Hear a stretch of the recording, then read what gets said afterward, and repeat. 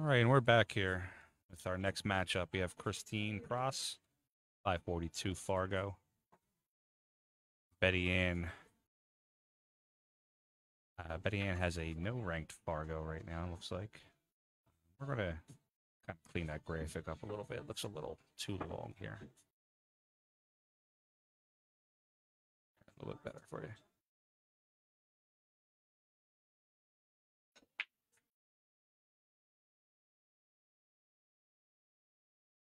Just so we can fit it in there, we're just going to change it down to Chris Pross, 542. Rafi, they pretty much have a cot for me in the back. I never leave.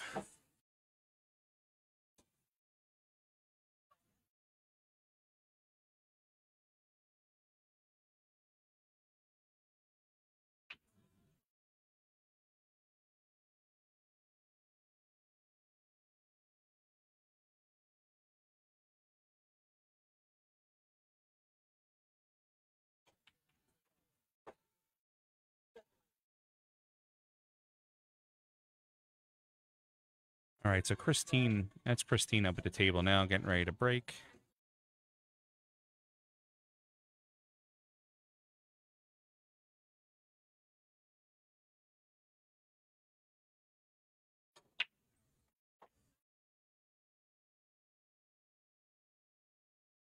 All right, we got one down and some shape on the one ball here. Guys, if you can, you're probably going to hear me saying it a whole lot today. Share out the stream if you can. Share it to your Facebook page. Tell your friends about it. Tag people if need be. Try to get this stream up and support these ladies in pool here.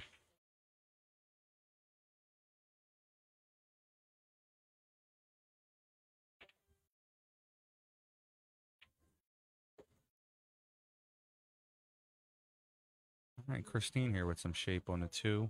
Going from the 2 to the 3. Just a little bit of center ball, slightly a little bit of high just to come back across.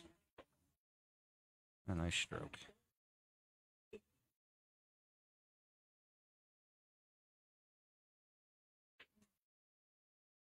No problem, Ralphie. If I'm not there, you can always give it to Dom or just, it's not like I don't trust you. You're coming. You come to all my events. So if you tell me you're going to be there, I trust that you'll be there.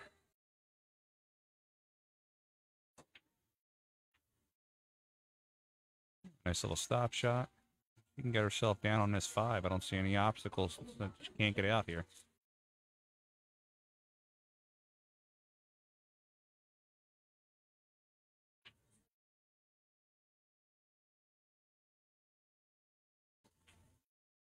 And a little bit of low left. One rail down. Chris Pross is showing she came to play today.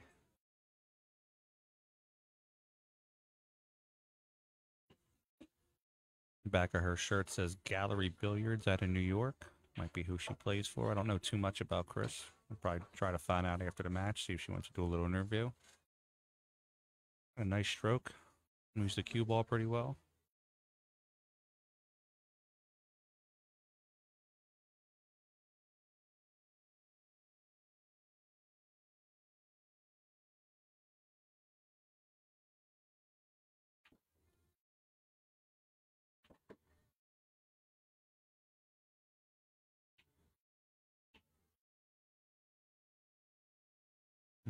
A little bit back cut on the 7 here. Just a little out of shape. She cuts it in. She just kind of lets the cue ball roll, go a little bit. Maybe go 4 rails, come back for some shape. Oh. She did a lot of the work there.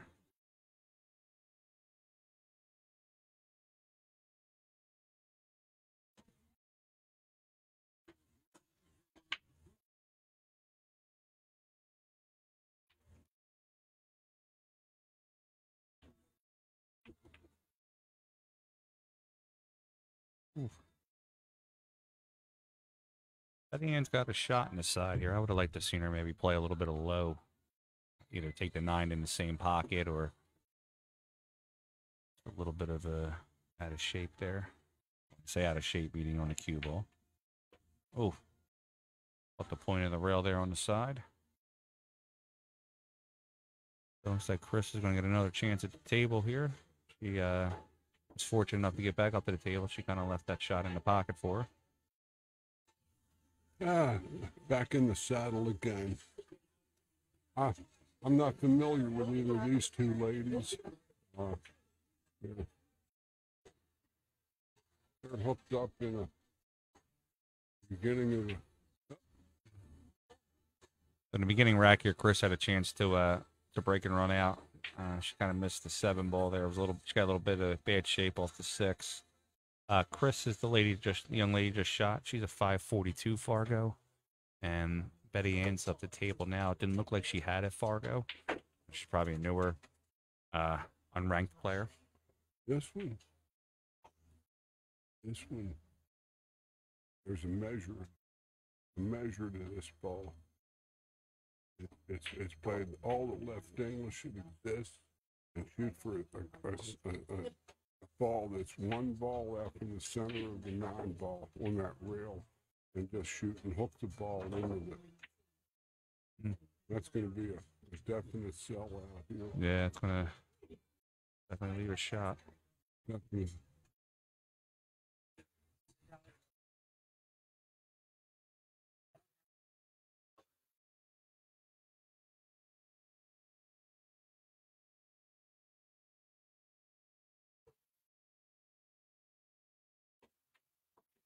Good stroke. All right, we got Chris up 1-0 here. Let's update you on some scores going around the tournament here. We have Brianna Miller up 6-0 on Nicole Adams on table 9. Mindy Mialetti, my wife, and Mercedes Uribe are battling it out over there on table 7. Mindy's up 5-3. Judy Wilson and Ada Lau are going back and forth. Ada's currently on the hill at 6-5. Lenore Donovan Chen versus Charlene Capers. Charlene's up 4-3. I don't think I've seen that score move. That might be lagging behind on the score update. We have J.Pass that's just underway against Miss Shar Zambo from she's from around Westminster, Maryland. I also have Roseanne Dahl versus Gracie Mapes on table 3. Roseanne's up 3-0. And we just got on the way with Jen Tully and Michelle Brotens on table 2. A couple of very evenly matched Fargos, only 7 points apart.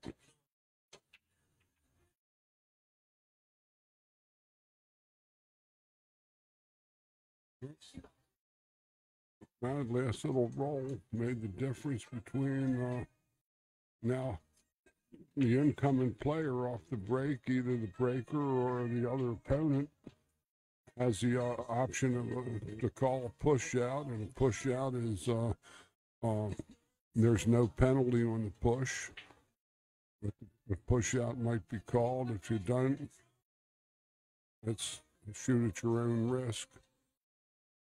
You might be able to hit this ball, maybe you'll make it off the 4.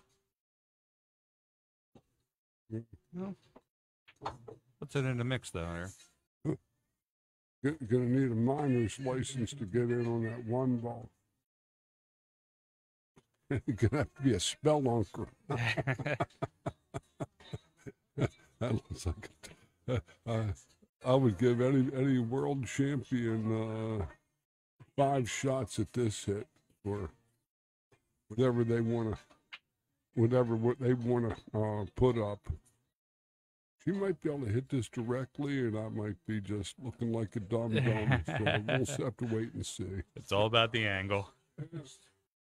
So if you're looking at the stream right now, we're actually on the bottom left corner where it says J.Pechauer Custom Cues Northeast Women's Tour. We're about 3 feet to the right of that and about 3 feet behind.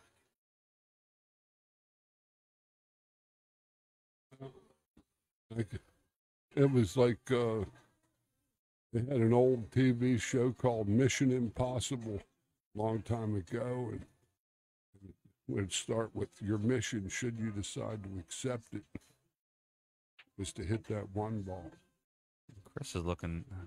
Well, it looks like she was looking at that billiard there into the 9. That's here. Should just hit this straight away into the 1 with and stop it behind the 9. Hit it head 1, Yeah. and the 1 ball bounces up table, and she gets her lady on 2 fouls. Well, she played the combo. Played it out, yeah. Not a bad effort. Not by any stretch of the imagination. Good shot. He's got a reasonable opportunity here now. I've always been a fan of the 3 foul on your opponent. Oh yeah, it's a demoralizer. It's like asserting dominance over him or her. Yeah. She thought she hit that ball better than she did. Now let's see why this lady's here for a reason. Let's see why she's here. Good looking form.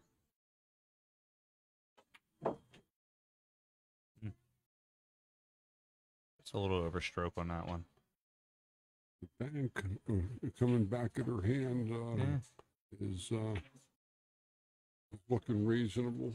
Looks like she just has to settle in a little bit. Maybe she's just a little overzealous. Good shot. Oh, look good coming off that rail. Oh, that's a tough kiss. Gave her a sweetheart shot.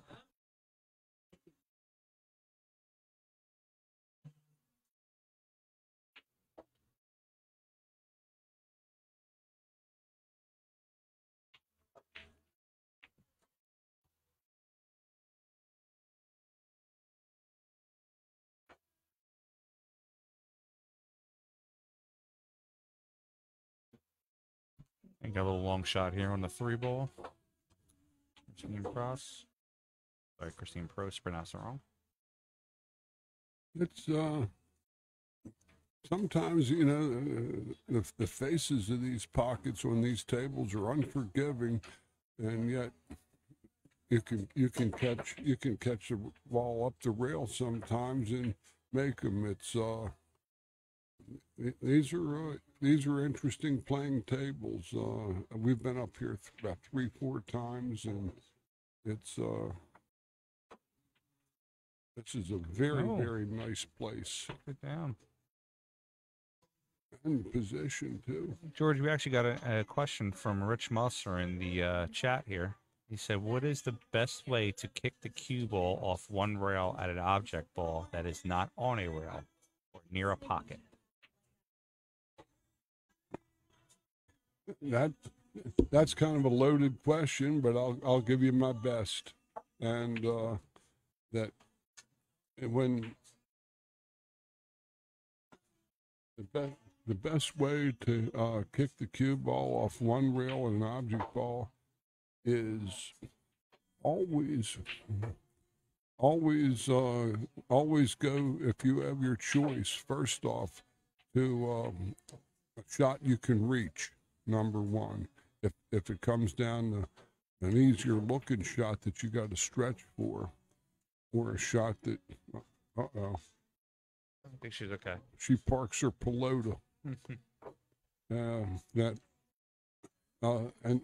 secondly, I like to make sure I hit the cue ball as dead center as I can, and I like to hit it a little bit more on underneath the center, so I get I won't get that cling effect when the cue ball has got high English and it wants to come out and hook. I get a truer bounce when I hit it a little under center and turn the ball a little bit off the center. That's my personal preference. The guy that told me that was an all-around world champion of the 60s into the 70s, a guy named Champagne Ed Kelly.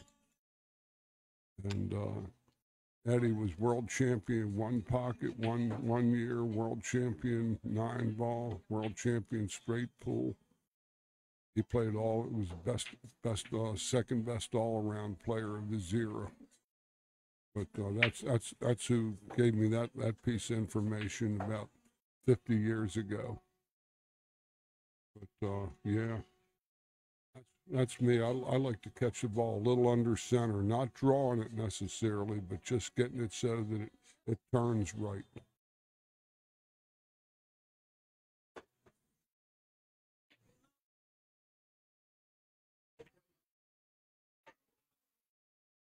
That's a pretty shot there.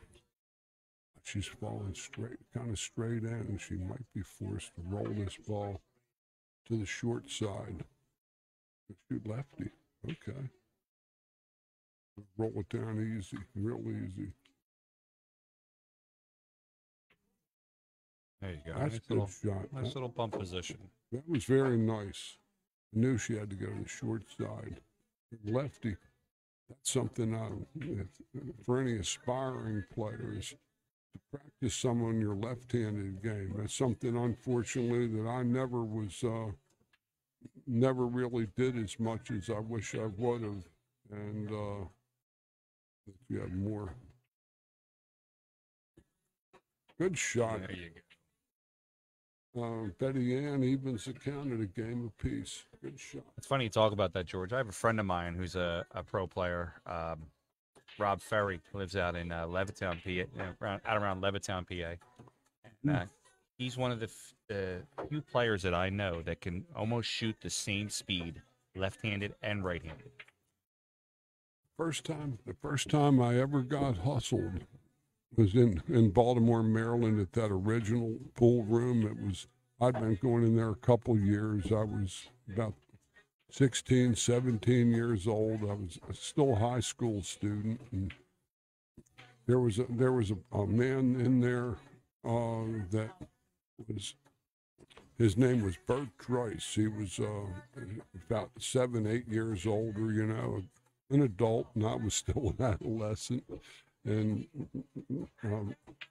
I started to get a little big for my britches, and I could run a rack of balls, and I came up and I knew Bert was a good player, but I challenged him to a game, 50 points for $5, which was actually very, the minimum wage was $1.30 an hour in those days, so that was like half a day's pay.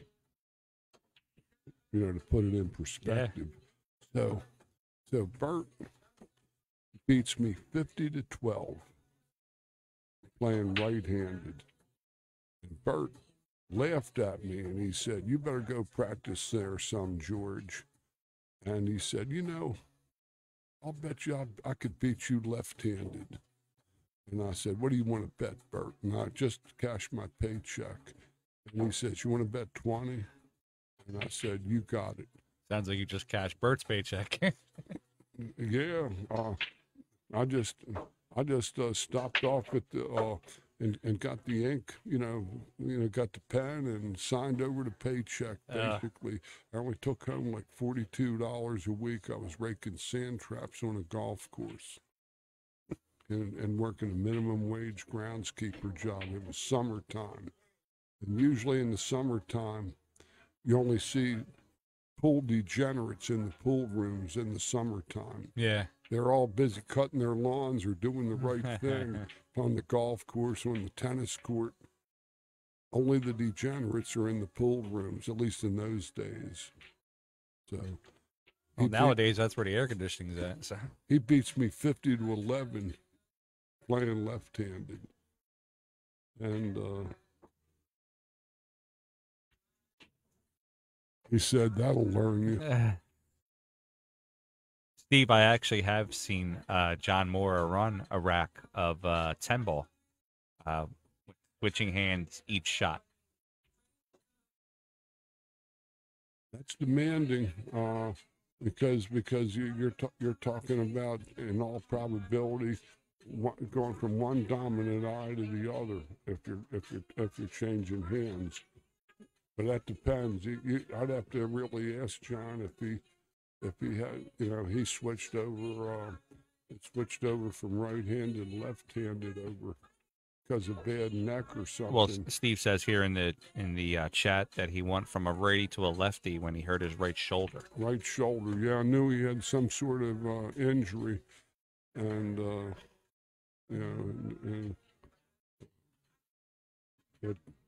I'm not sure whether or not he had to change his dominant eye. You see that I'm thinking like an instructor here as to what other kind of modifications you had to make other than just flip around.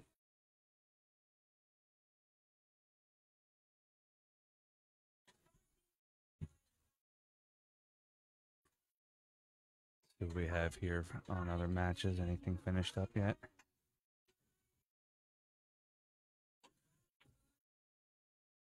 You have Jen Tully over there, 2-0 up on Shell Brotons. It's a good hit there from Bettyanne there. So, left her opponent in sort of left Christine in a tough spot there. Coming off that long rail. She could probably only scratch if she hits the ball. We also have Roseanne Dahl over there on table 3, up 4-0 on Gracie Mapes. Looks like Nancy Moy is up 4-2 on Chris Kemp. Charlene Capers is up 5-4 on Lenore Donovan Chen. Looks like Mindy and Mercedes is having a back and forth battle over there, 6-4. Mindy's on the hill. Linda Shea and Melissa Jenkins just started their match. In round 2. In round 2, yep. And then we have Kelly Hosler and Lynn Richard just starting their match. Lynn is a sweetheart. She's from the Central Maryland area. Plays. Oh, that was a great shot. Fantastic hit. Even though she. See if we can catch a replay on that one. That was amazing. As a sweetheart. She's from the Central Maryland area. One rail up. Plays. Oh, that was a great shot. Fantastic hit.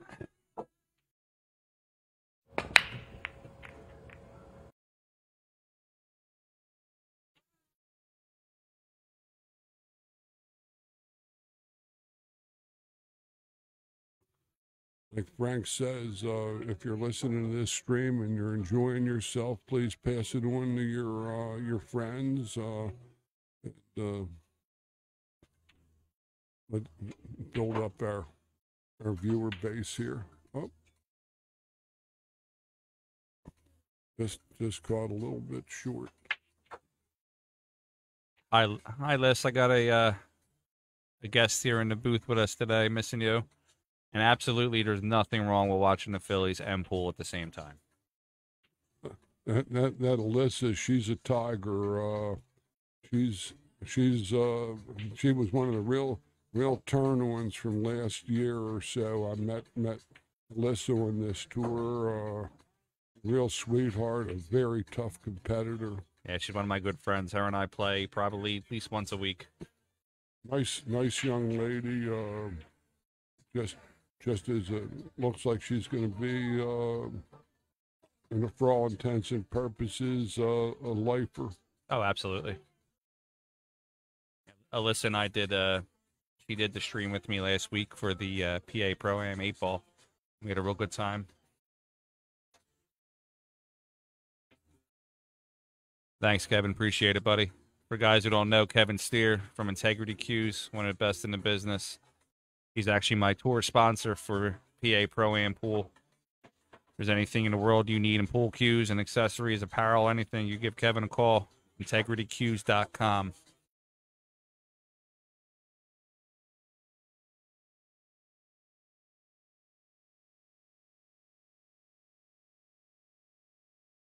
We're going to be here all day streaming from the start to the finish. So we'll make sure that we get the all the big matches here going today.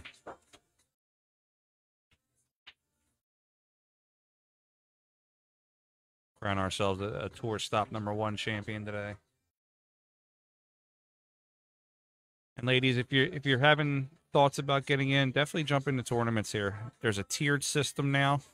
So you know, you can still be a lower skilled player who's working their way up to becoming a higher skilled player, and it's a tiered system. So if you're a lower skilled player with a lower Fargo, you actually pay a little less to get into the tournament.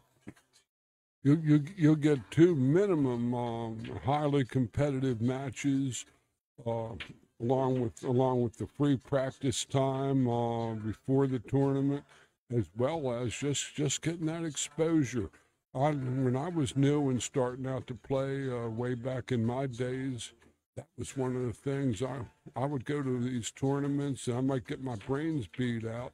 But when I got back to the pool room, I was the next level sharper, where my focus and everything was enhanced greatly by the experiences I was getting when I was tackling tougher and tougher players. And if you're getting bored with getting 5, 6, 8 shots a game, come out and try these ladies on for size, and you'll see your game improve. It's just about a guarantee. When you play with better players, you will improve. It might not show at the tournament, but it will show in time. Zane, there are currently 30 ladies in the tournament. We have 11 tables that we're using today for the tournament. And I'll provide you a link here to see the brackets. On Digital Pool.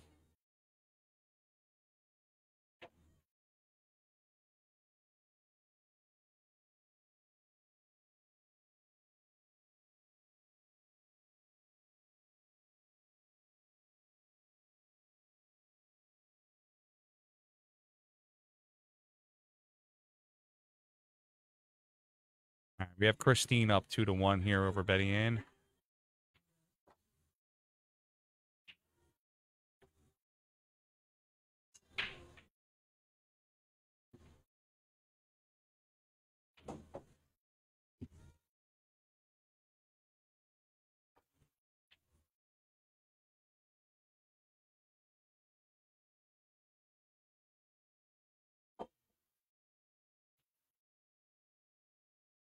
You always have to look at it like this way, guys. You never know what you have until you actually get in the box and put it in there. Whoops. She sure mishit that break shot, and her cue ball just flew off the side of the rack into the corner pocket. And Chris has ball in hand here. The 3-4 is a good combination. It's not that this rack is routine looking, but that 7-9 looks like it might be a good combination.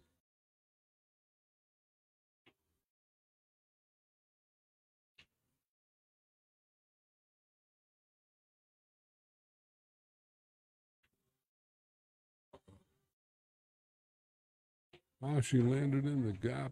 That's real good position, actually. She plays a high left ball and really turns it. You can run into the 8.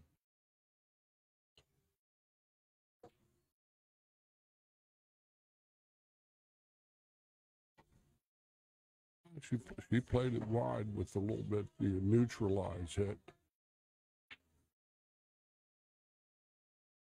This is a speed shot. She's going to might have to reach. This is a little awkward.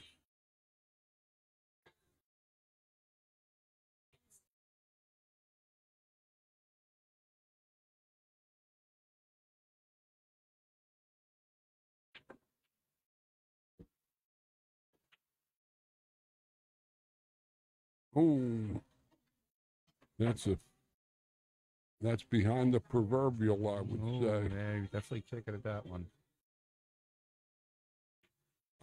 I think that she can. I don't think she can do anything. I think that. Yeah, she might be stuck on this one. She might definitely be in jail. That looks kind of like cuneiforms, or wedge writing, and the Phoenicians were there off the port bow. You have no shot.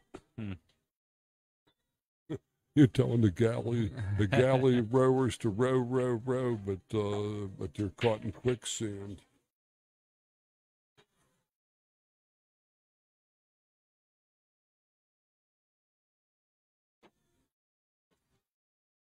You might just proved us wrong, George. Oh, Nice try. that's a fantastic try.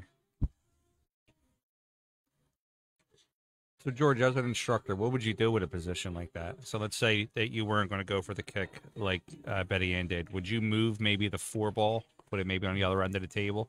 I don't even think she could have hit the 4 ball. No. I think she was totally wedged between the 8 and the cushion. She didn't have anywhere she could go other than what she did.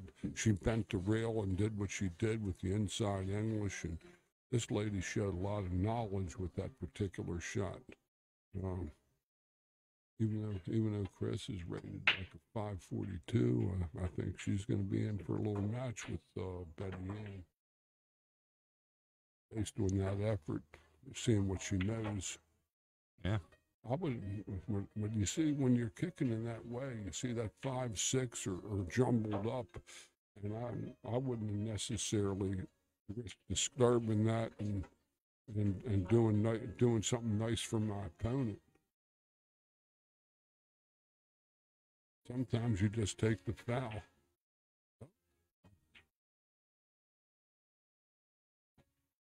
Left a pretty good chance. But she's got the stretch on that angle.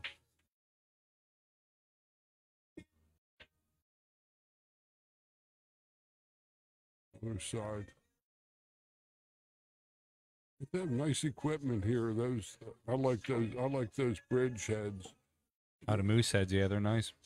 They were originally called spinales a long time ago. They were a spinale, rubber they put on the edge of your pool cue. Okay. But then I like the moose heads. You can get you have a whole bunch of different settings for them, and they're not metal and they don't wreak havoc with your shafts. No, especially with the newer cues, the carbon fiber.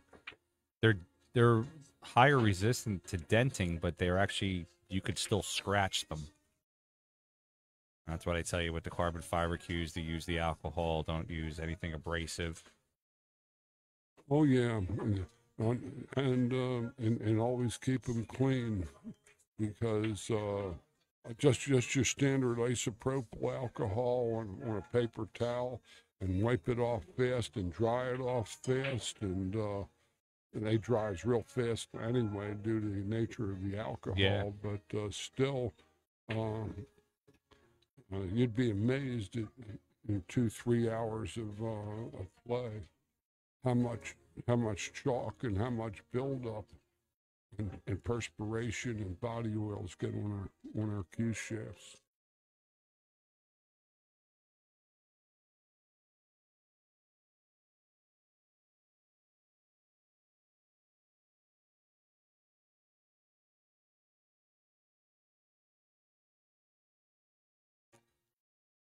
We have a little timeout here. We're going to.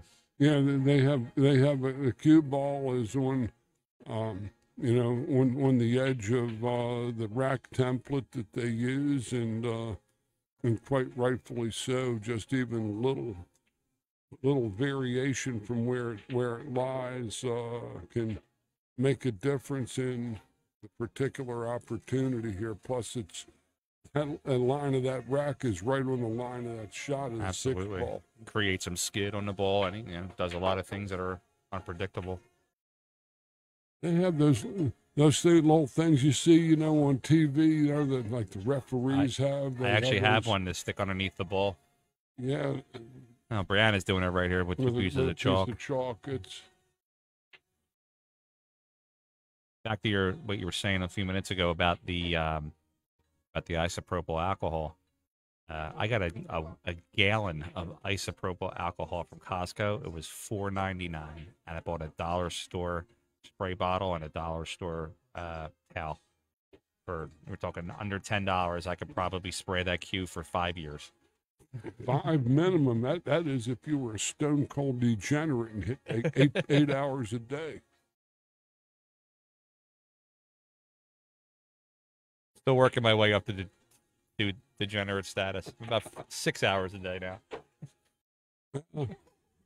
You know that I always say things like degenerate and all lovingly because Oh, absolutely. I watch the sun come up in too many pool rooms. And yeah, I'm a lifer. I'm a degenerate. So what? It's always the best when you go to the tournament and the sun's up, and you're leaving the tournament and the sun's coming back up. So that means that you've either been in the action room the whole time or you're all the way at the end. Yes, sir.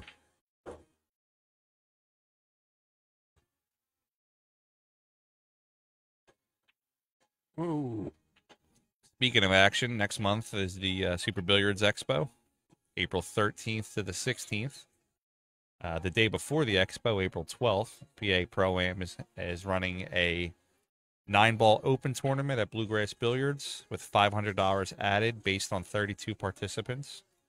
That's the Wednesday before the expo. I understand a lot of people, work during the week, but if you're coming in from out of town to the expo, be a nice chance to get yourself a little warm up and make a few bucks at the same time. And then on the way out on that Monday, we're hosting a PA Pro-Am 10-ball, which is just call shot, no call safe. That's also 500 added based on 32 participants. What's the entry fee for that, Frank? So entry fee for I'll put a graphic up for you 1 second here. The entry fee for both tournaments is $120 a piece. $20 is your greens fee, goes to the pool room, and then $100 goes into the tournament. And then PA Pro-Am takes 0 rake out of any tournament entry fees. And I'm going to get ready to do some raking right now. I got a little raking of the bacon, and I might be doing some staking after I do the making. There you go. And not in Georgia.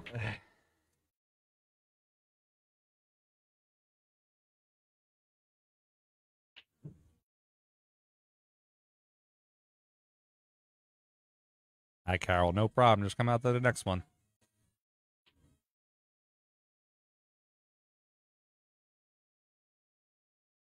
George is going to take a few minute break here, so it's just going to be me and everybody listening.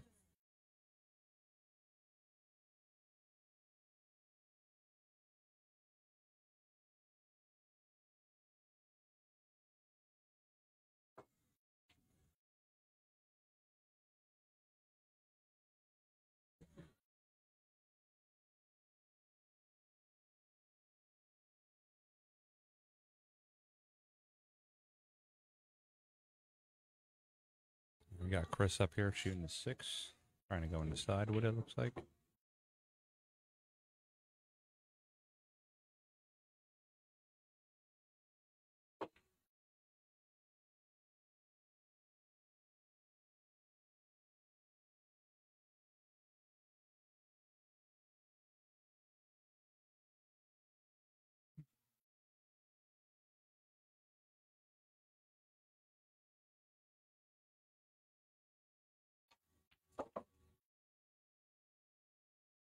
And we have a little final over here. A little, makes me happy. And my wife Mindy in her first JPNEWT tournament has won her first match 7-5 over Mercedes. Watching this match while we were doing our stream here, they both shot fantastic. Nice safe battles back and forth. Mercedes made a nice kick shot in, I think it was the 3rd or 4th rack. Kicked it in like it had eyes. It was perfect. Congratulations, ladies. Congratulations, babe. I love you. Great shooting.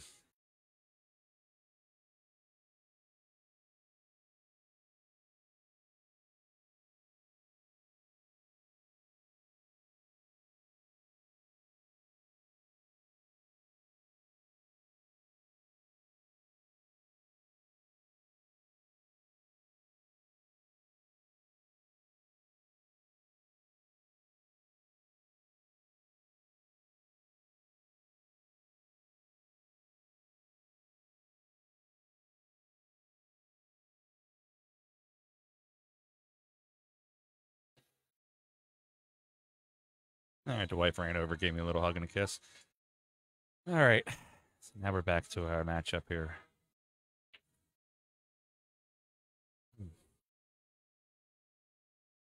That comes down to a player preference shot there, depending on what kind of preference you like, side pocket, corner pocket.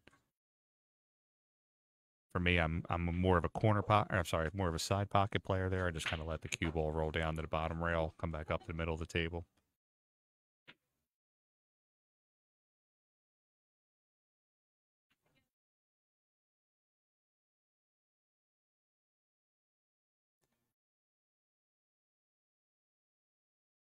Bettyanne's just going to try to come one rail here.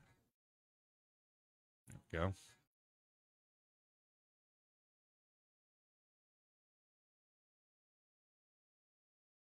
Bettyanne's going to call the 9 in the bottom right pocket there.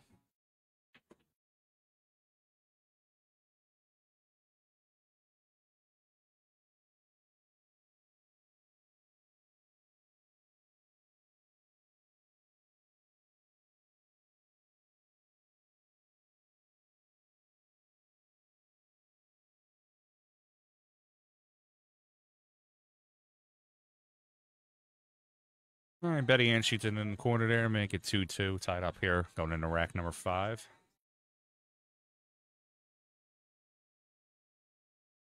And we are at the lovely Shooters Family Billiards here, 2230 Hamburg Turnpike in Wayne, New Jersey.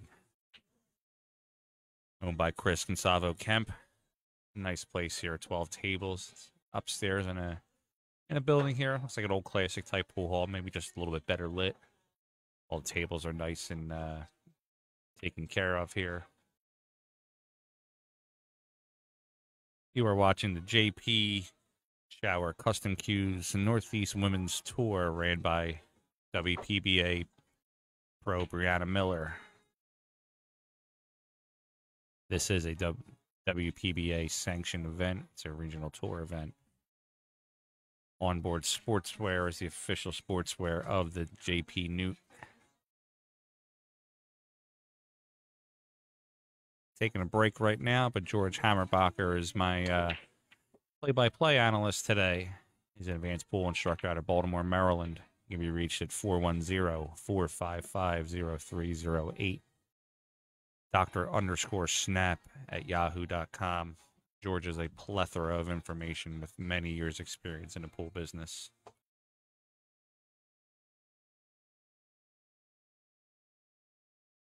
So we have a ball down on the break here. It is Christine's shot now. She has some shape here on the 1. Looks like that 5 is a little stuck on the magic rack. She's not going to move it right now.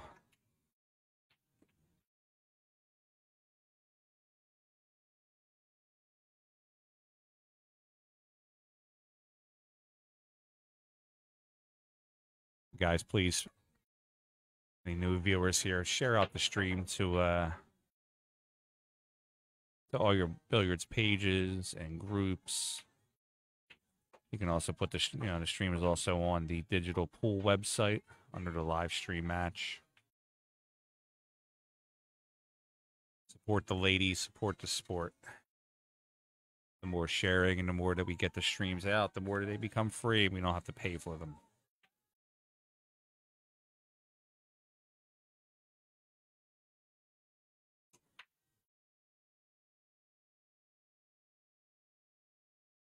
Everybody that's watching, post in the comments where you're from.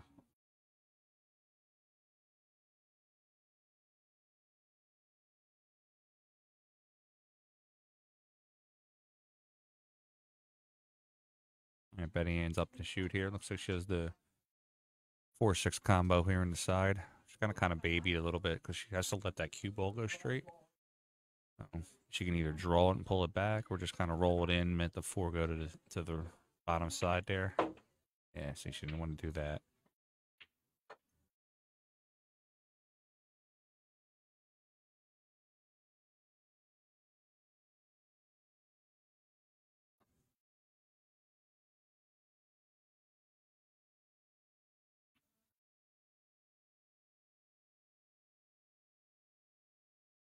That's a good distance there, Zane. Thanks for watching.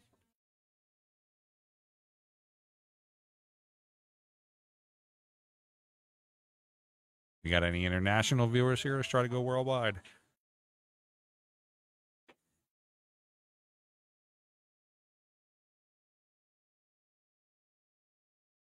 Bettyanne going for a little bit of a flyer shot there. Try to get herself a nice position out.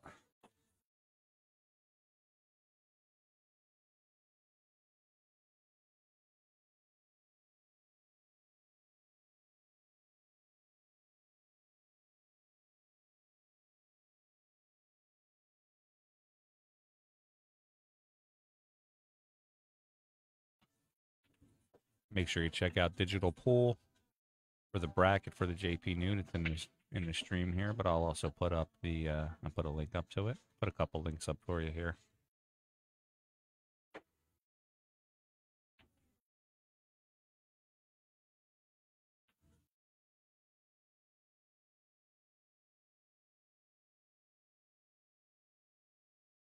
Zane, you're always welcome to watch, bud. Come watch us anytime. If you're ever in the Philly, PA, Delaware area, look us up, PA Pro-Am, and you can always jump in any tournaments that we have. Here's the link to the Digital Pool site and today's tournament.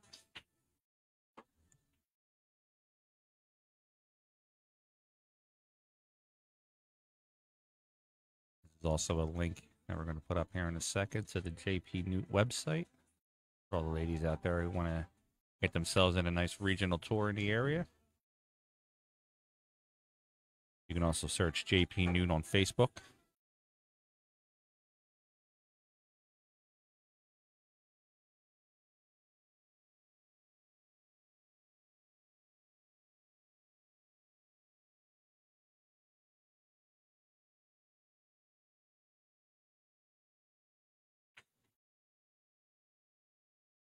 This Facebook link here is the PA Pro-Am Pool, where we host exciting Pro-Am tournaments in the Philadelphia, New Jersey, Delaware area.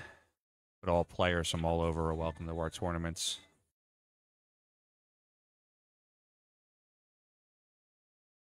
Rafi, that'd be correct, sir.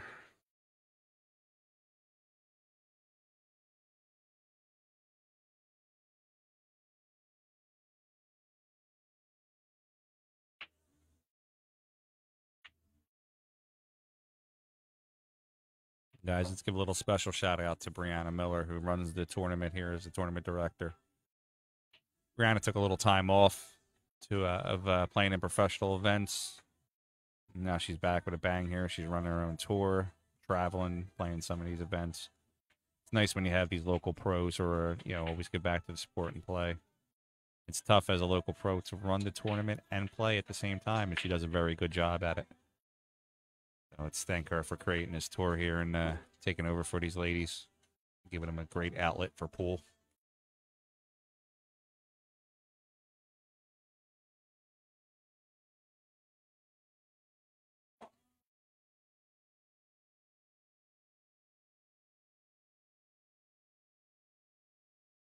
Great thing about Brianna, too, she's very approachable.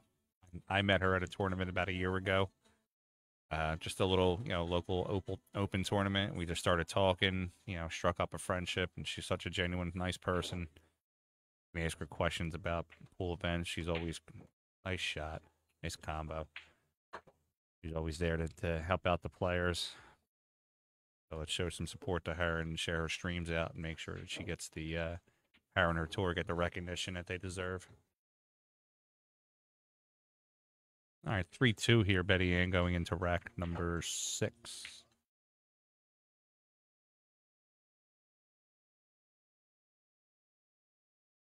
that correct, 3-2? Let me make sure there.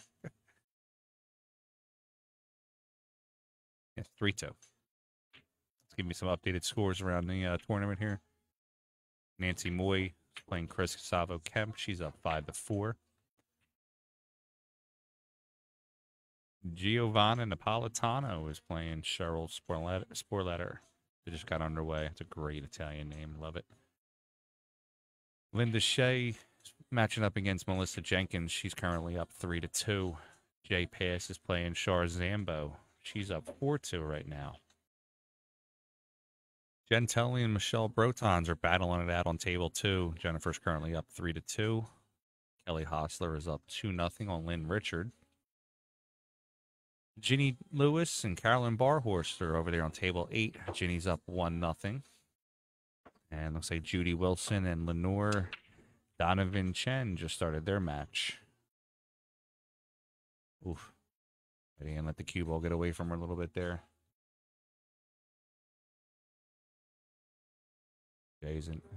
Chris is in incoming here with ball in hand. Doesn't look like she has too many obstacles there. That, from my position here, looks like the 2 goes, no problem.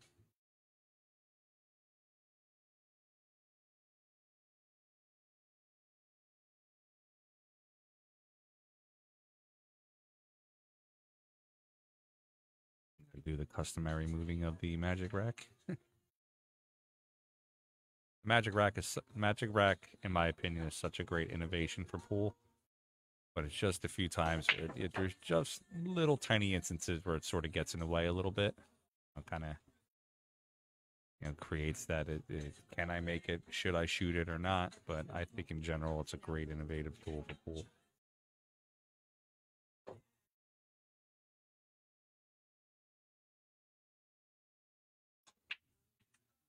For those of you who don't know me, my name is Frank Mialetti. I am the owner of PA Pro-Am Pool. We are the stream sponsor for today's event. In the future, we'll be sponsoring some more streams for JPNEWT. Hopefully, we can get George to commentate with us on there with his extensive years of experience as an instructor and a player. He adds a foresight, adds an insight that is just immeasurable in the world of pool.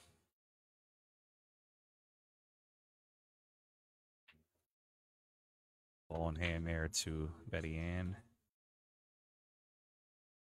A little bit of work to do here from the 4 to the 5, but it looks like everything's pretty much open.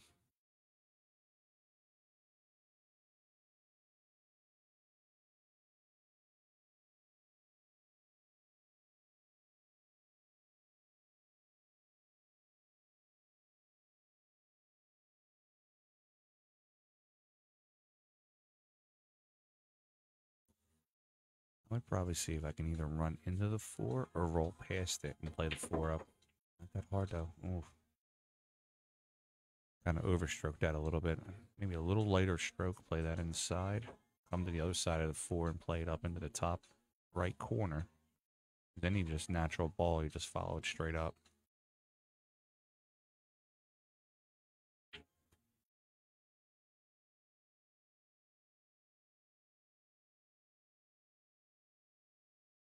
All right, Chris with incoming ball in hand here. Just kind of wants to play a natural ball, just make it kind of roll up forward for the 5 and a great shot.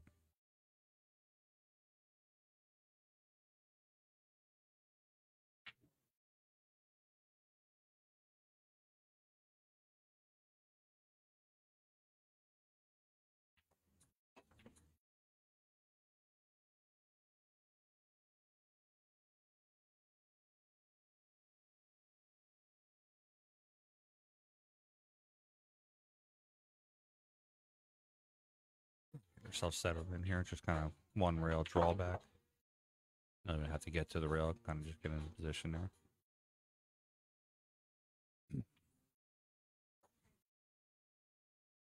Overstroked it just a little bit. She does have 2 positional shots here. She can play it in the bottom left corner with just a little bit of draw, come one rail. Give herself a little bit of a cut on the 7. Or she can back cut it into the top left corner and come across one rail. To the bottom left corner there you go. This is one of those preference shots. We know she's going into the side. It's just how far does she want to come out.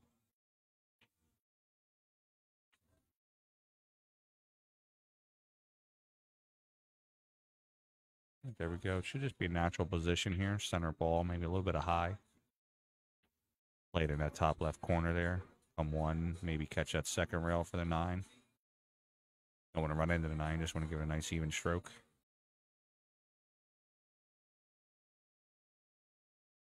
Ooh, hung up on her. She got there too, right position, only where she needed to be. Bettyanne's turn to the table here. These shots are tricky sometimes. If you put a little bit of English on it, you're going to spin the cue ball in a weird direction. If you put high on it, you're just going to keep it down there. Yeah, usually they're just a center ball shot. You want to kind of aim for the ball and the rail at the same time.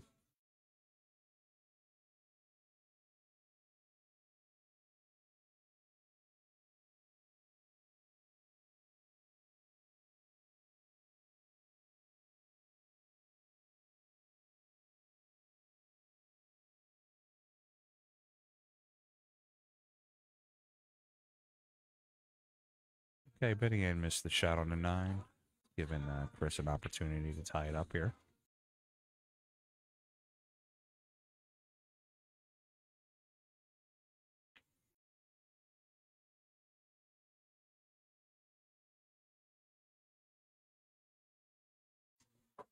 All right, Chris runs it down in the corner to tie it up, 3-3. Going into rack number 7 now.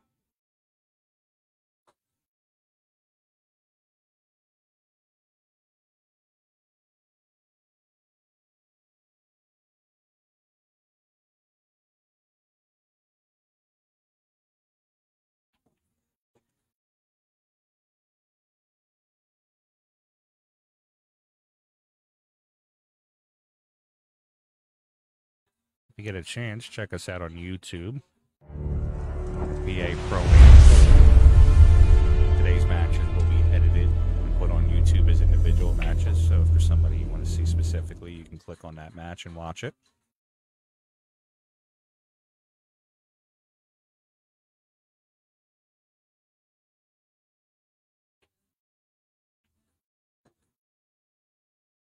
All right, Chris Pross here to break in rack 7.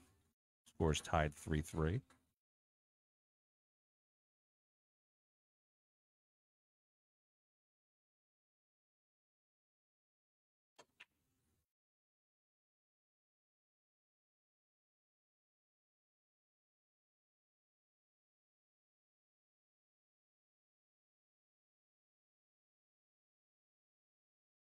A little bit of a dry break here. Balls seem to spread a little differently on that rack.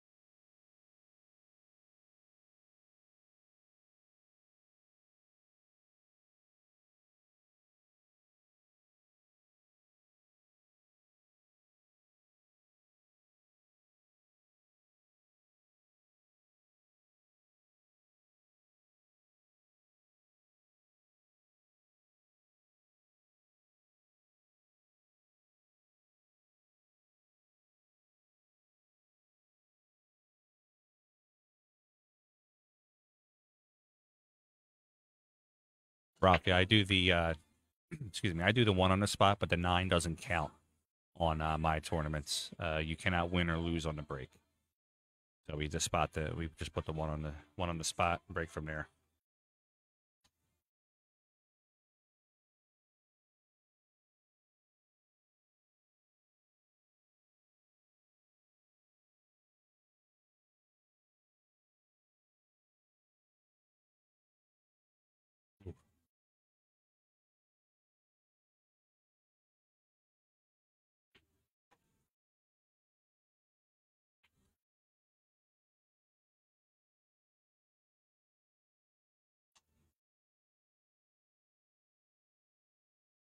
Yeah, Rafi, for them, I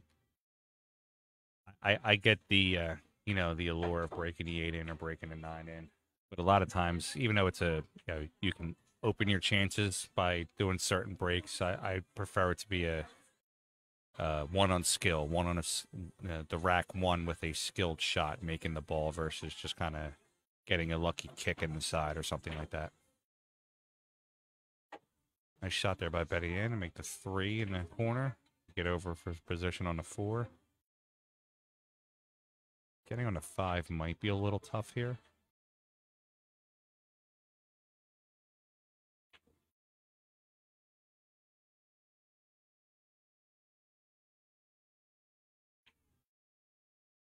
Hmm.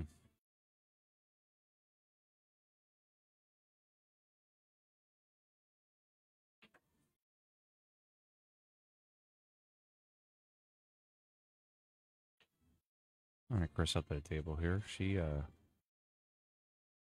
do maybe a little bit of right hand English here, maybe at 3 o'clock to 4 o'clock. Don't club it, just come below that 7. Would have liked to have seen her spin it over a little bit more. Maybe try to get in between that 8-5, kind of bump it out of there.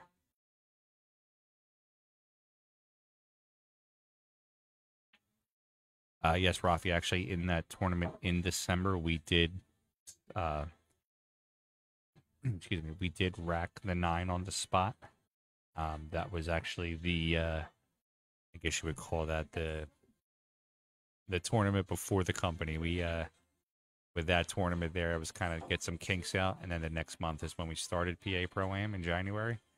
So that was more of the feedback tournament. We did a couple things and wanted to see how the feedback from the players, and the overwhelming feedback was to take the making the ball on the break out of the equation.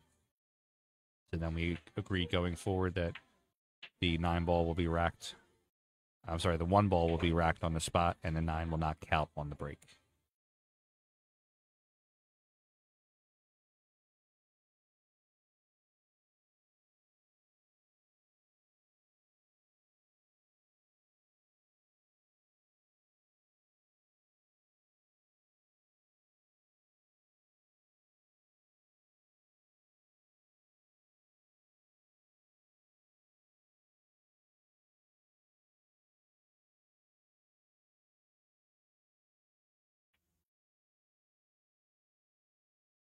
Arcing up here for a little bit of the try to draw it out of that pocket. Oh, good try. Back on it too.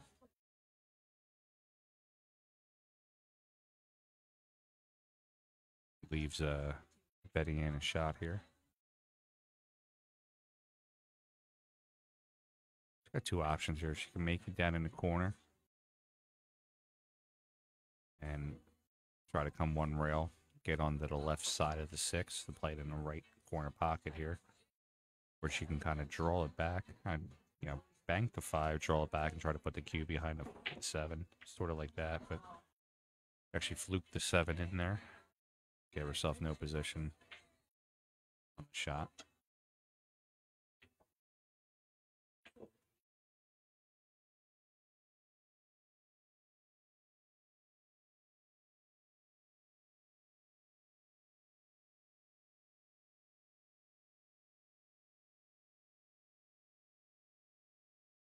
A 1 rail kick here. Maybe try to kick it and stick it.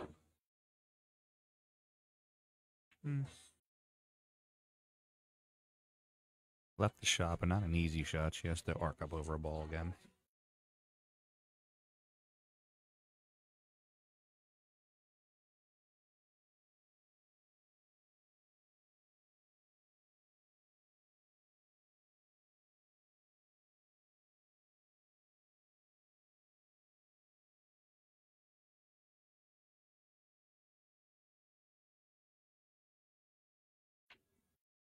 We got the 5 pretty close to the pocket here. Should be able just to draw straight back.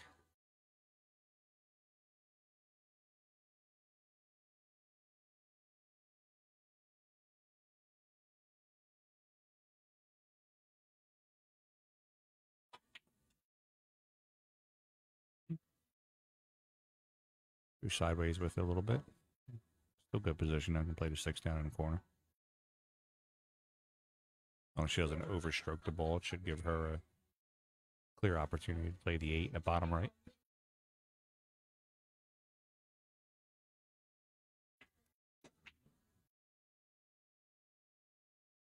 All right. In the corner here, just draw back about 16 inches.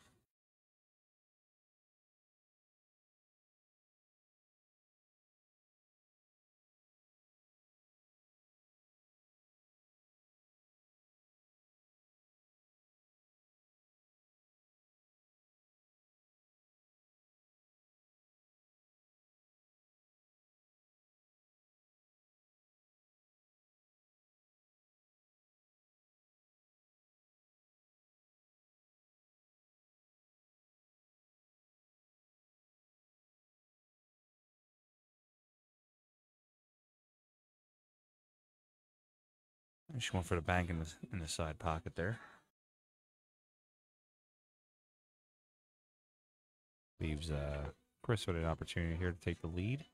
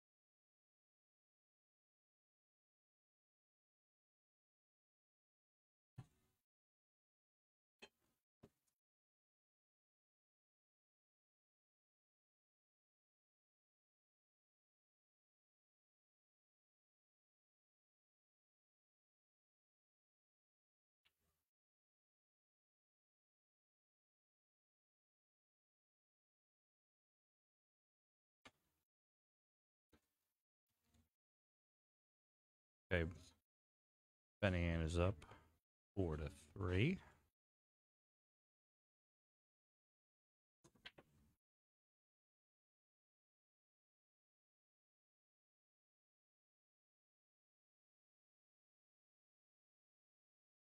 We are here at the lovely Shooters Family Billiards, 2230 Hamburg Turnpike, Wayne, New Jersey.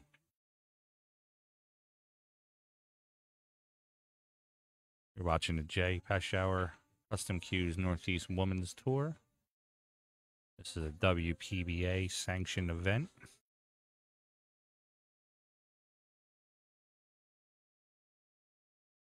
My name is Frank Maialetti.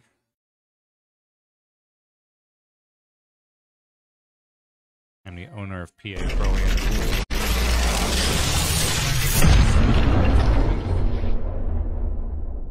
Bringing you exclusive action for today's tournament. Check out PA Pro-Am on Facebook.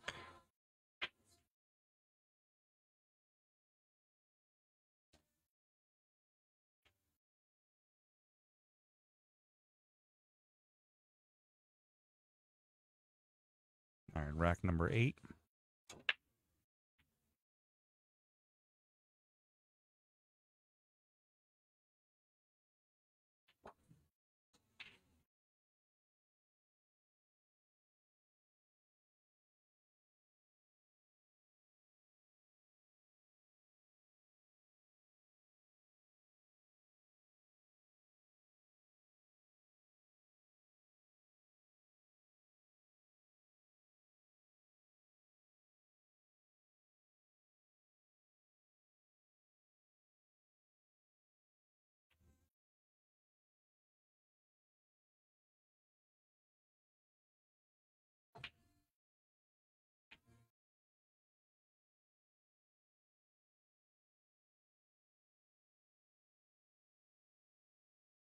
All right, Bettyanne up to the table here.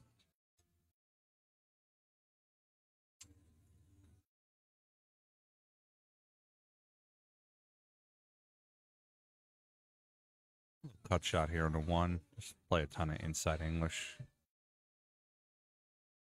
Looks like she's going to kick at it. Hmm. Wow.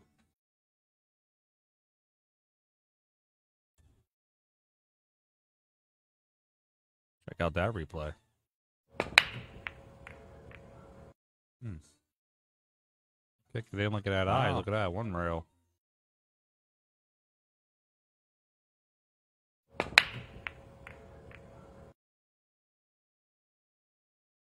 Cue ball kind of got away from her there a little bit, though. She's going to have to maybe kick one rail, kick the two down table.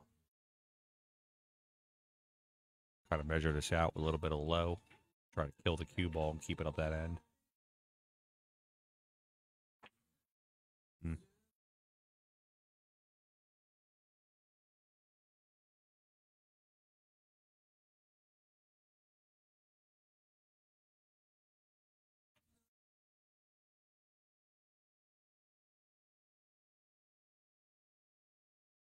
Go, Chris playing a little safe there.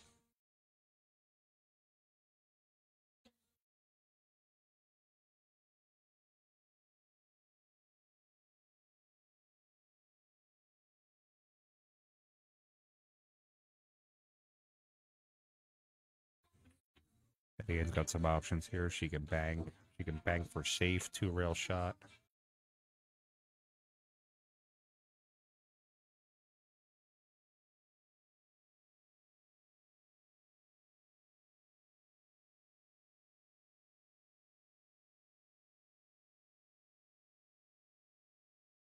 Chris up here. She's gonna have to hit this some, a little bit of pocket speed here. She wants to try to kill that cue and leave it on the same rail as the three.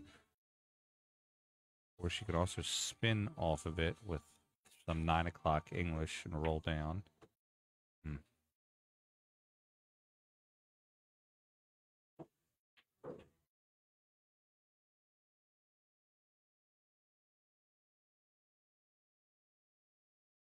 I'll kick from behind here.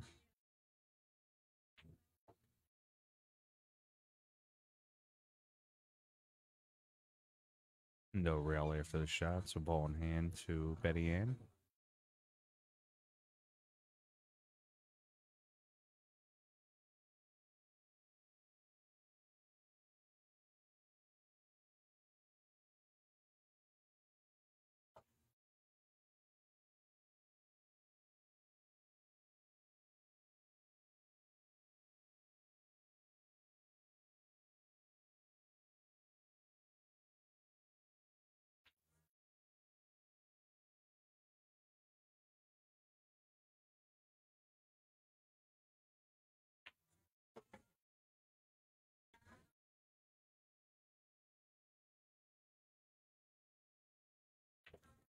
All right, Bettyanne's got a little bit of work to do here with the four. A couple different options. She can go, four is always going to go on the side, but she can hit it with a 5 o'clock English, bottom rail, top rail, bottom side rail. Don't want to do that. Ooh. Overstroked a little bit.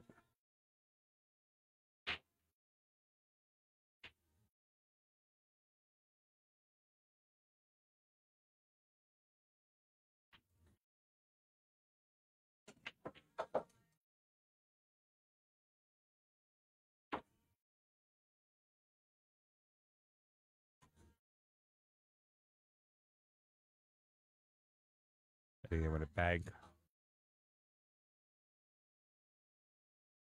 Left Chris a couple options here. She could one rail it over into the top left corner there. You could thin cut it with a little bit of 4 o'clock English, come two rails and try to put the cue ball behind the 7-9.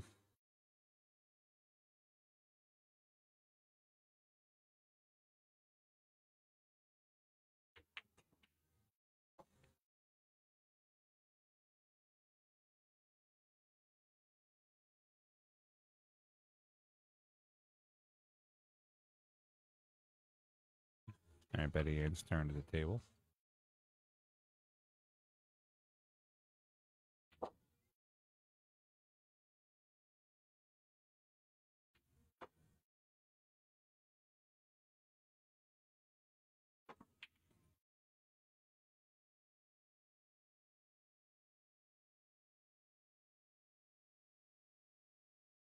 Kind of pushes the 8 in the corner there.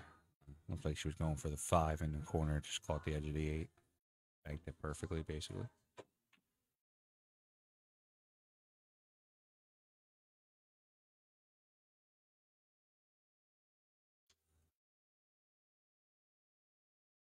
Looks like Chris has gotten a couple unfortunate leaves here in the past couple shots. She's been going up to the table with mostly uneven shot opportunities here.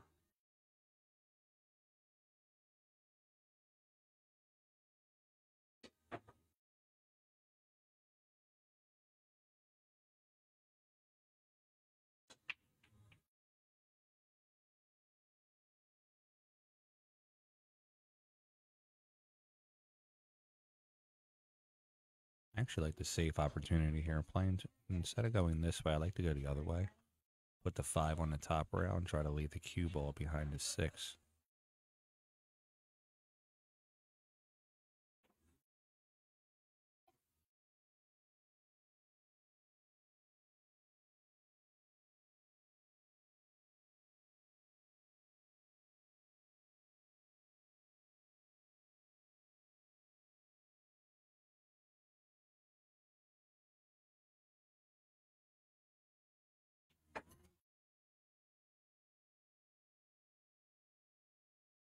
We got George joining us back here in the booth. He'll be back with us in a minute.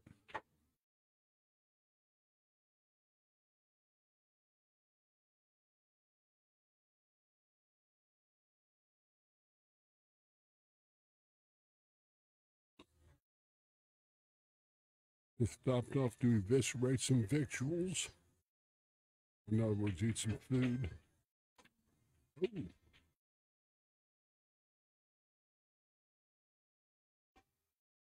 Pretty good matchup here. 4-3, kind of back and forth. Each player has made a couple good shots. Also made a couple of a couple mistakes that cost them a couple of positional plays.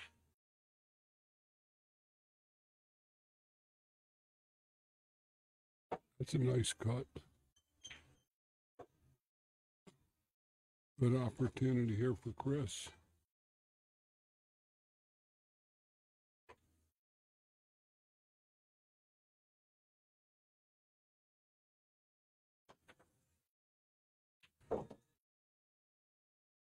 I like Chris's shot making ability. She's been making some nice shots in the match.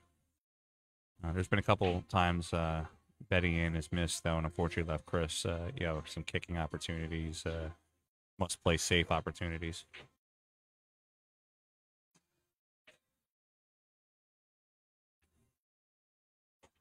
That ought to get it.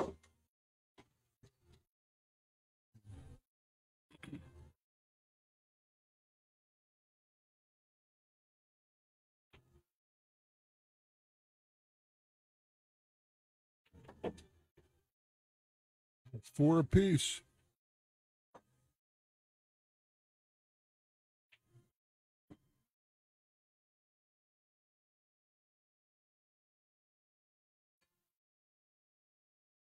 You're currently watching live the J.Pechauer Northeast Women's Tour, which is a WPBA sanctioned event sponsored by J.Pechauer Custom Cues. Also sponsored by Onboard Sportswear, the official sportswear of the JPNEWT. In the booth with me here is George Hammerbacher, advanced pool instructor out of Baltimore, Maryland. He can be reached at 410-455-0308 or Dr_Snap@yahoo.com. My name is Frank Mialetti. I'm the owner of PA Pro-Am Pool, who brings you exclusive pool tournaments and content.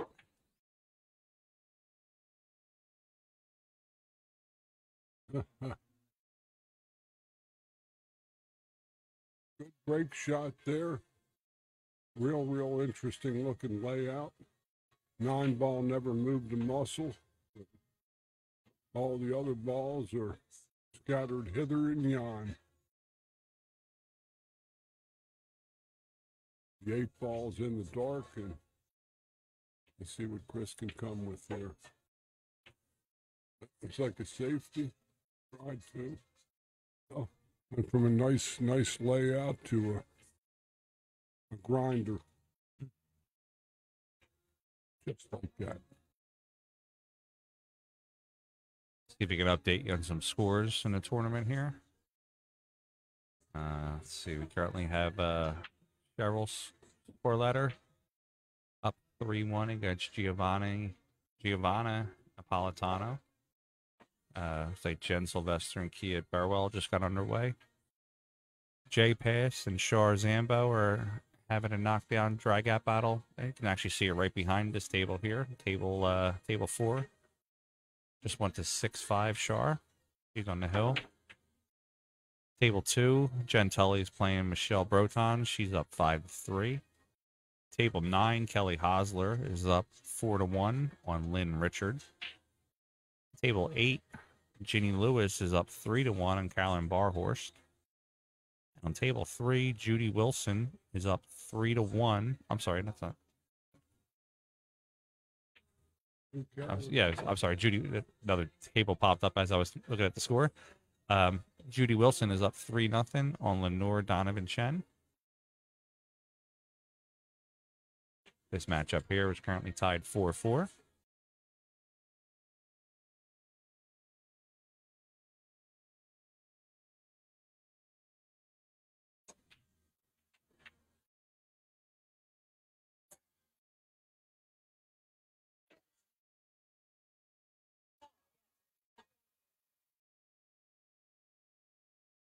We're about to get another match underway on table.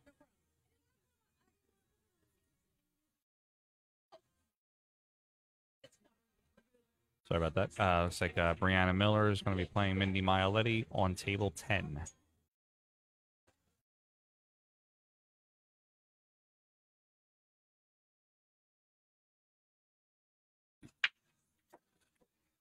They're working off of a 32-player bracket. We've drawn 30 ladies here today. And win 5 straight matches. On the winner's side, you get the trophy, the parade through town, and the gold watch, among other things.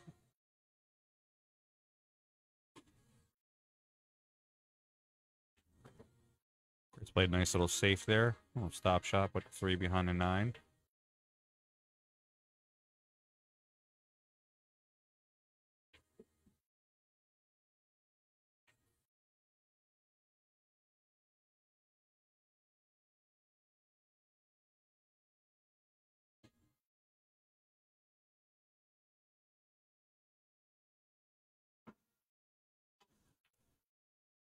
Oh, nice kick in the corner there. It drilled it. See the replay on that one again.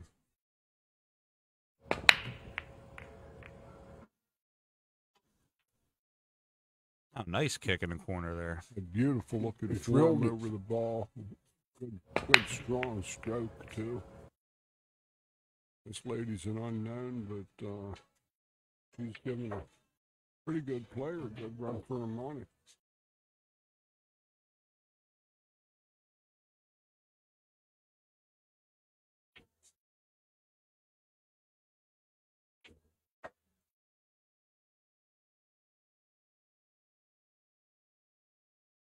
It's an excellent opportunity here for Chris.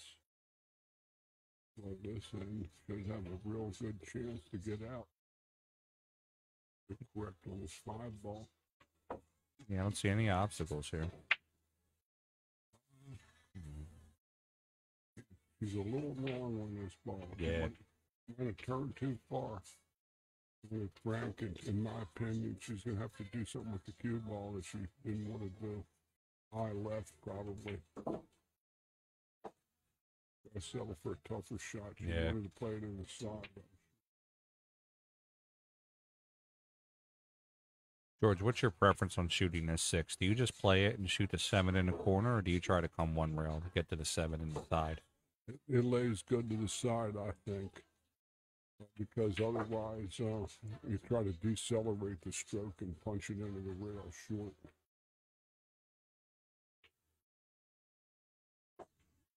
And if you go too far, you risk that side pocket if you roll another turn. She Yeah. got good on the ball, but again, it's player's preference. You see, Yeah, you're supposed to play the shots that you play the strongest in the tournament and practice your weaknesses on the practice table. That's a good shot. that's a good shot. Supposed to just always work with your strengths in competition, and your weaknesses will be exposed. And when you get to the pool room the next week or the next day, you practice the things that are shorten your game. That's my suggestion. I had lots of trouble with balls that were along those short rails for a while, and I lost 2 matches in a tournament away one time in Pennsylvania, and I came back, and all I did was shoot those kind of shots for like 2 weeks straight. That's all I did was practice those shots until I started to really feel right over the ball. It was something I wasn't seeing when I was over the ball.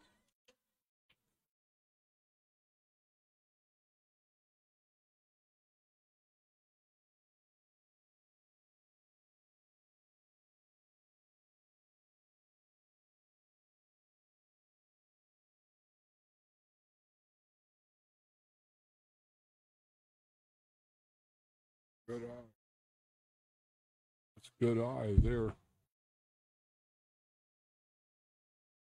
Yeah, especially to keep it tight. You know, the wings aren't at the bottom there. The rack's going to be a little loose.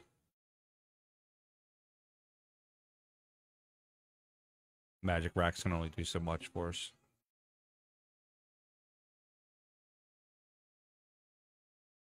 Also, the balls are supposedly racked randomly in 9-ball.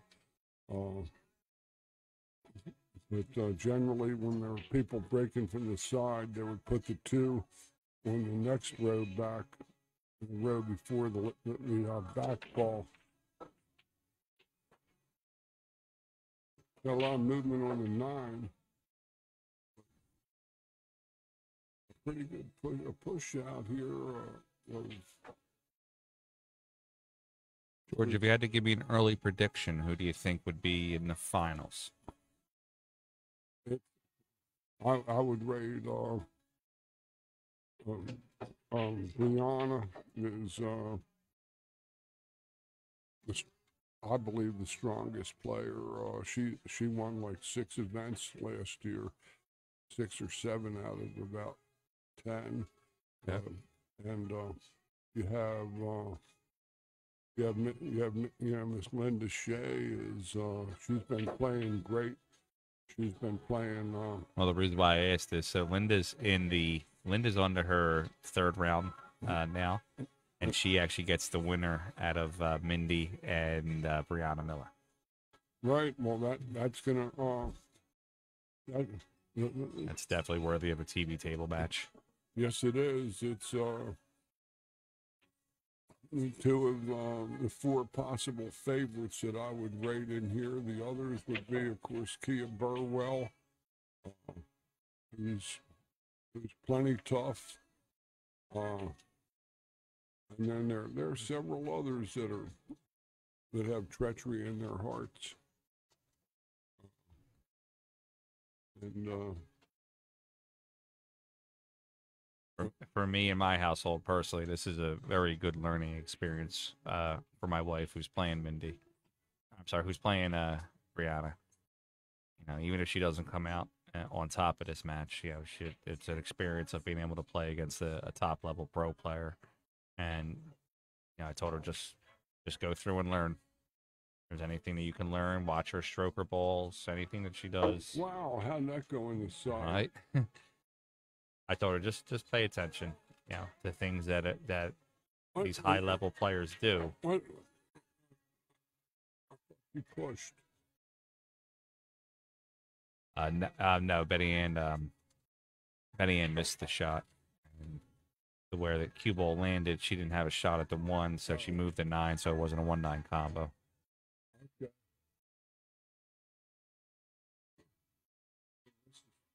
This is a strange selection.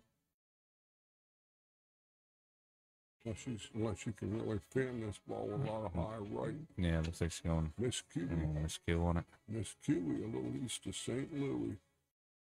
The thing is that when you have ball in hand, you don't ever try to put yourself on a power stroke. No, not at all. If you have your druthers.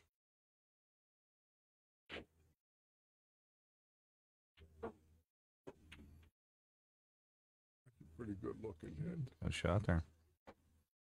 That's a good shot. I'm watching up on the table, table 4 there. J pass 2 racks in a row. She looked like she was cruising to a run out and just had a rattle on the 7 or the 8. 2 heartbreaker shots she left in the pocket.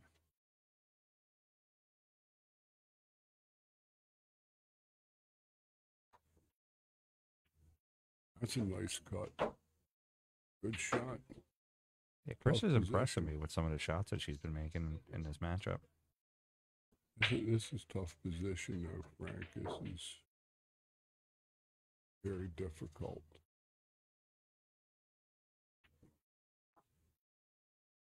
Might be playing safe. Got away from her a little bit. Yeah. I like the safe on her left side of the and come around, back it towards like and just drop down behind the 5. Going the other way, send the cue ball up table.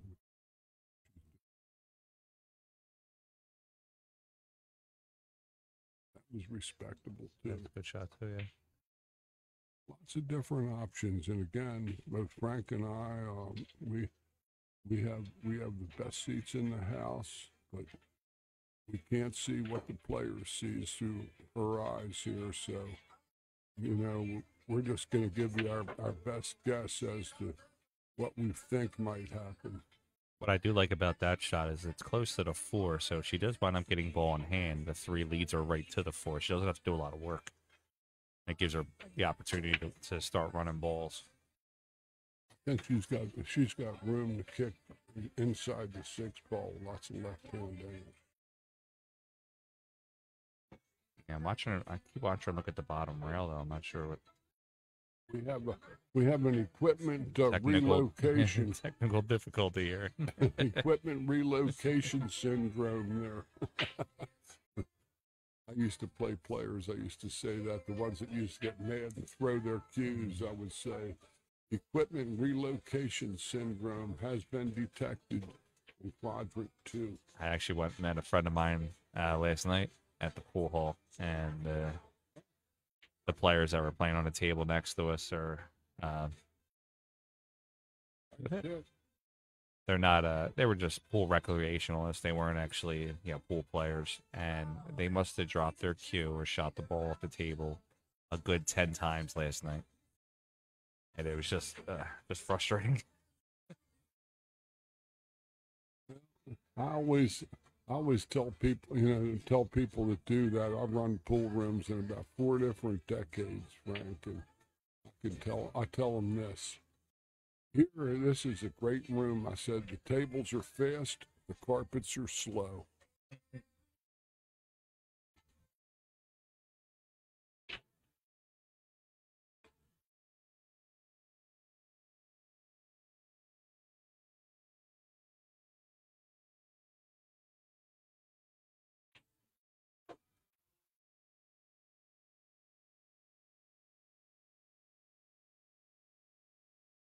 Play like maybe play like $1 million. I don't know if she can get past the 7.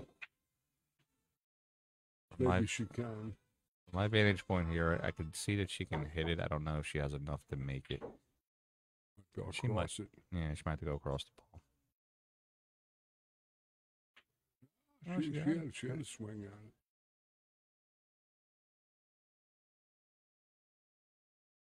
made a representative effort at it, just got a little rail, a little quick.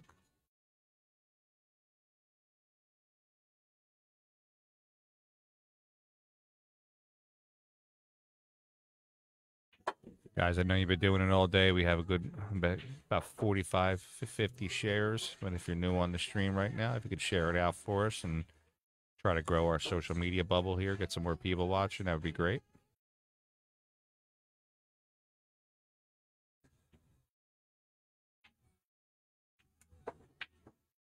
They sit there. She's got a reasonable angle. Looks like heading out towards the middle of the table. Just can't go too far. She's got to just settle for the middle. She's spearing this ball. See, that wasn't form that I would recommend. Yeah, looks like she overstroked a little bit.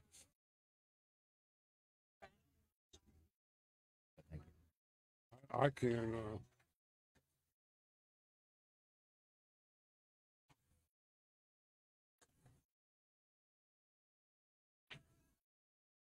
We got Linda Shea over here going into mob mode, cleaning up after us.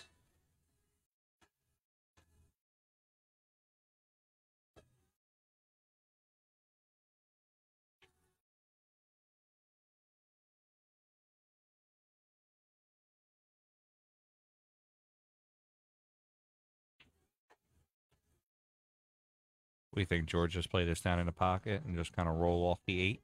Give yourself a little bit of position in the middle of the table? And the 8's going to get her if she does that, I think.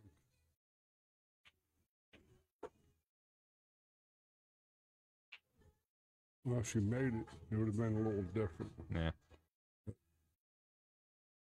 The other shot was to play the other pocket and draw it off the rail.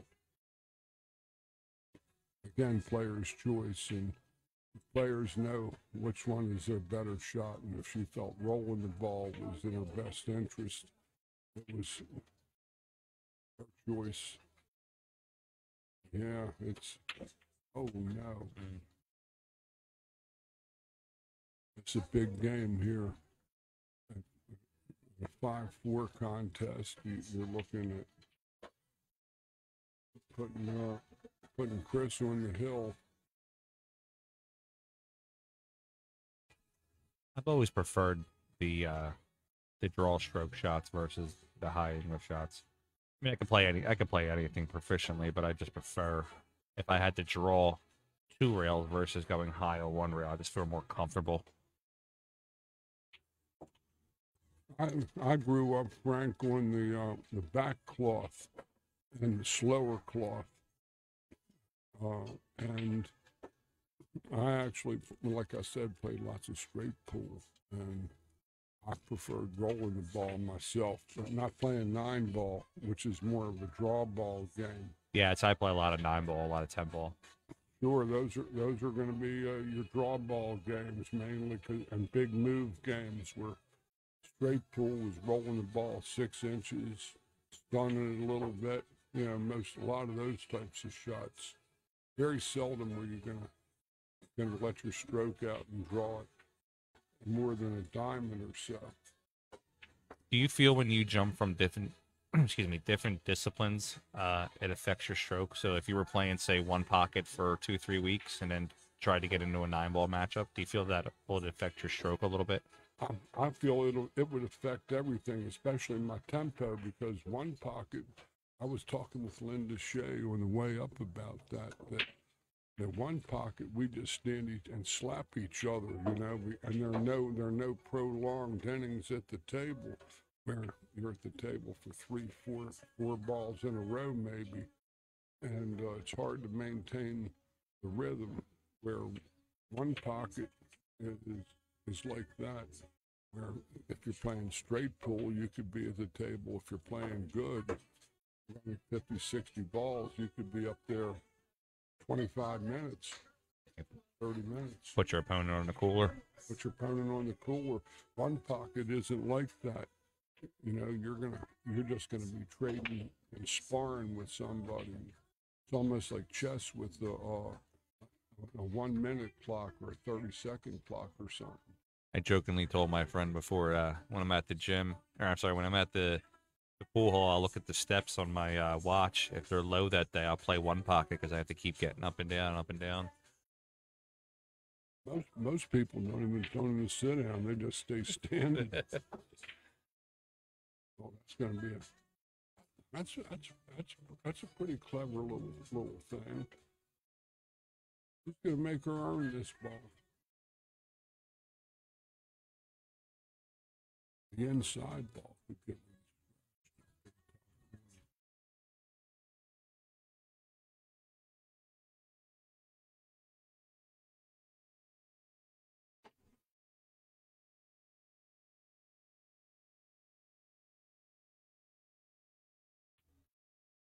Beautiful, beautiful shot.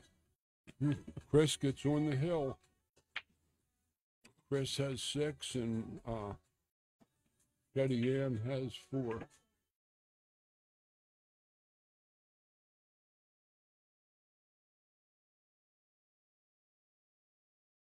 Good shot.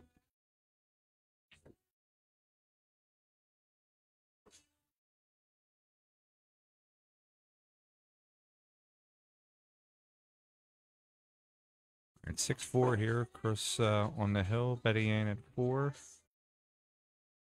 Chris breaking for her match here.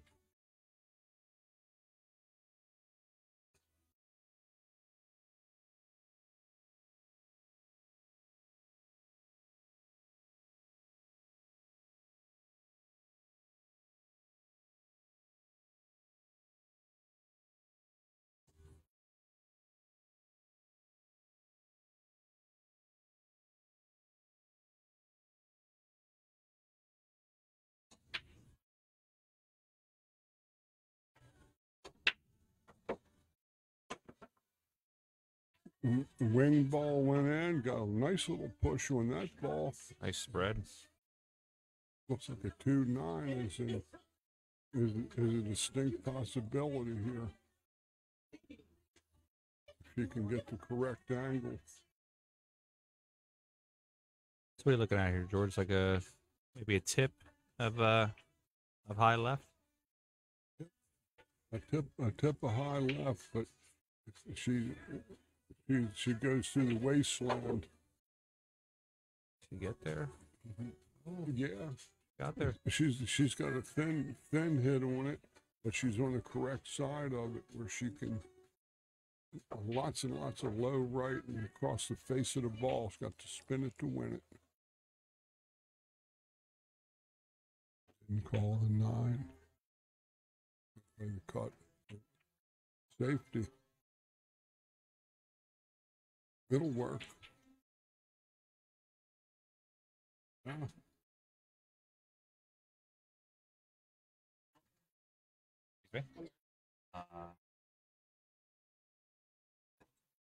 Take it, yeah.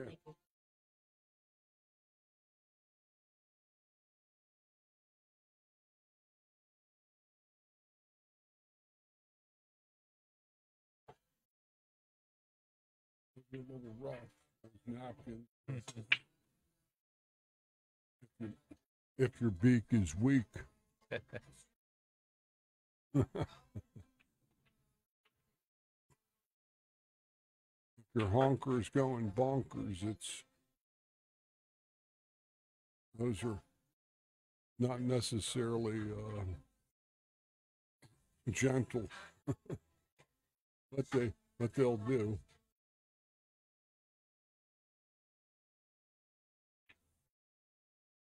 That's a good shot. That's a pretty good layout here. See, if you can get the straight A6 ball to shoot and stop for the 7 and the side, you're just drifting down to the 9 for the dough. Just shoot and stop. Oh. She's going to get away with this, but she's going to have to get the bridge for this. Can't reach it.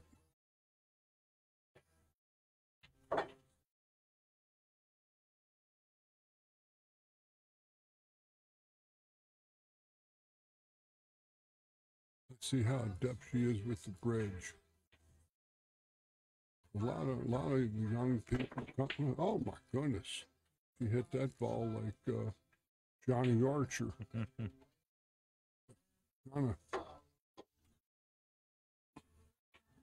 Kind of had that ball on steroids. It got away from her a little bit. Like it's tough cut at best. Oh, that's tasty. That's a good shot.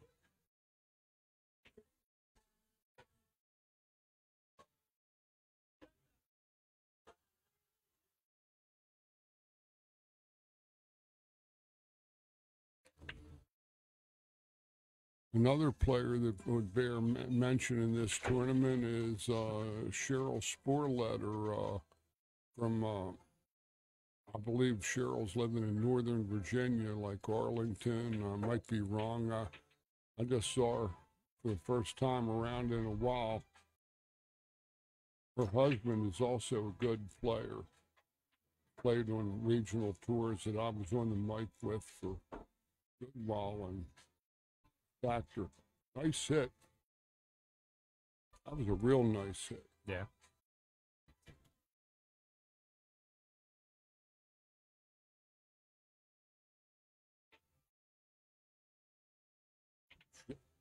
Cheryl is another one that might be around near the finish too. You know, when I was asked earlier who I liked beside the obvious. I feel like in these tournaments, so you always have that one player that I don't want to say that they don't deserve to be there. It's not that. It's more like it's a little bit of a surprise that they've knocked off a couple of like bigger name players. I can tell you about my mentor, Ed Kelly, now deceased a few years. Ed, he took down a major one-pocket tournament. And look at this spin shot. Nice spin shot. Get up there for it. I get there. He took, after 20 years of not chalking a cue, he hit balls for a month and went up, won a major one-pocket tournament with almost all the players there. And I talked to him out when he was being inducted into the Hall of Fame, BCA in Vegas. And nice bank. I know. This shot here is borderline shot. Maybe a little inside English.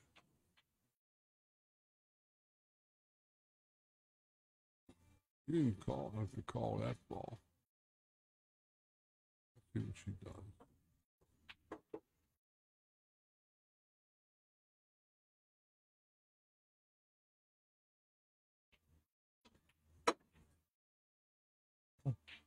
Lots of heart. Yeah. She might bank real good. So she turned that last bank good. She might be able to stiffen this ball.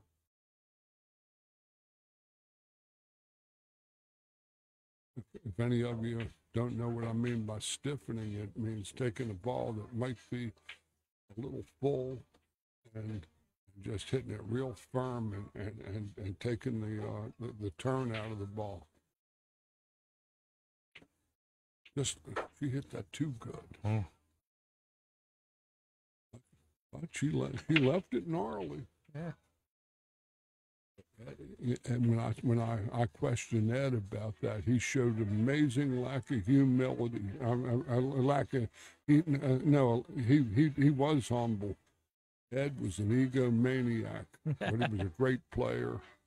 You know what Ed said? He ham and egged it. In other words, he played players and they dogged it. They should have lost two, and then he caught stroke, and that was it.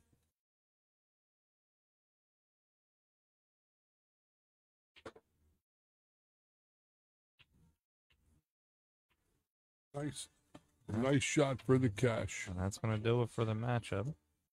It looks like a 7-4 final between Miss Chris Pross and Bettyanne Mauceri.